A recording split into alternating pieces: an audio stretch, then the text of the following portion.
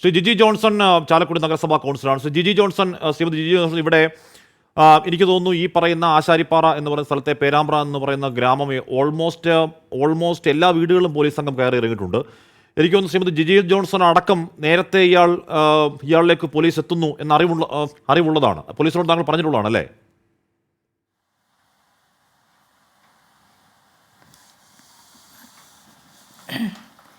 ഇതിലേക്ക് പോലീസ് ഈ ഭാഗത്ത് വെള്ളിയാഴ്ച ഈ സംഭവം നടന്നെങ്കിലും ശനിയാഴ്ചയും ഞായറാഴ്ചയും നല്ല വ്യക്തമായ അന്വേഷണങ്ങൾ ഈ ഭാഗത്തെ കേന്ദ്രീകരിച്ചവർ നടത്തിയിരുന്നു. പോലീസിൻ്റെ ഭാഗത്തു നിന്ന് നല്ല പരിശ്രമങ്ങൾ നടത്തിയിട്ടുണ്ട്. പക്ഷേ ഈ വ്യക്തിയാണെന്ന് ഇവിടെയുള്ള ആർക്കും അറിയില്ലായിരുന്നു. പോലീസ് ഈ വീടുകളിലുള്ള എല്ലാ CCTV ക്യാമറകളും സെർച്ച് ചെയ്ത് നോക്കിക്കൊണ്ടിരിക്കുകയായിരുന്നു. അവസാനമാണ് ഞായറാഴ്ച ഒരു ഉച്ചയായപ്പോഴേക്കും അവർ കണ്ടെത്തിയത്. ഇയാളിലേക്ക് എത്താൻ പോലീസ് എത്താനുള്ള കാരണം അവിടുത്തെ ഒരു അയൽവക്കത്തെ എന്തോ ഒരു സ്ത്രീയുടെ മൊഴിയാണെന്ന് കേൾക്കുന്നുണ്ട്. അപ്പോൾ എനിക്ക് തോന്നുന്നു ഇയാളുടെ ശരീരപ്രകൃതിയൊക്കെ ഉണ്ടാവുമല്ലേ പോലീസിന് ഏറ്റവും നിർണായകമായ ക്രൂഷ്യൽ മൊഴി കിട്ടിയത് ജിജി ജോൺസൺ? അല്ല, ക്യാമറയിൽ ഇയാളുടെ ഫോട്ടോസ് ഉണ്ടായിരുന്നല്ലോ. ആ ഫോട്ടോ വെച്ച് കാണിച്ചു കൊടുക്കുമ്പോൾ ഇയാളുടെ ഫോട്ടോ കണ്ടപ്പോൾ തിരിച്ചറിഞ്ഞു. മിക്ക വീടുകളിലും ഇപ്പോൾ ക്യാമറ ഉണ്ടല്ലോ, CCTV ക്യാമറ. അതിൽ നിന്നാണ് ആൾക്കാർ തിരിച്ചറിഞ്ഞത്.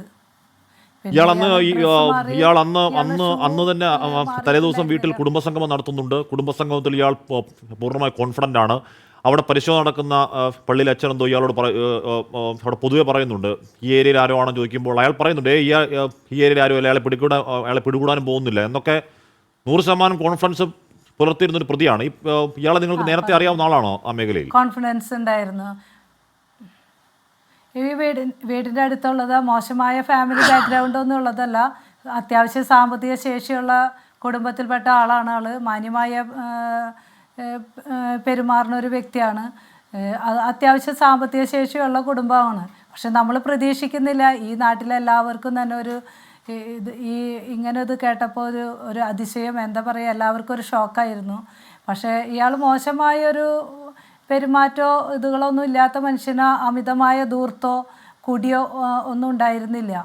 പിന്നെ ഇവരെ എന്തൊരു ദുർബല നിമിഷത്തിൽ ഇയാളുടെ സാഹചര്യമായിരിക്കാം ഇതിലേക്ക് വഴി തെളിച്ചതെന്ന് വിചാരിക്കുന്നു. ഓക്കെ.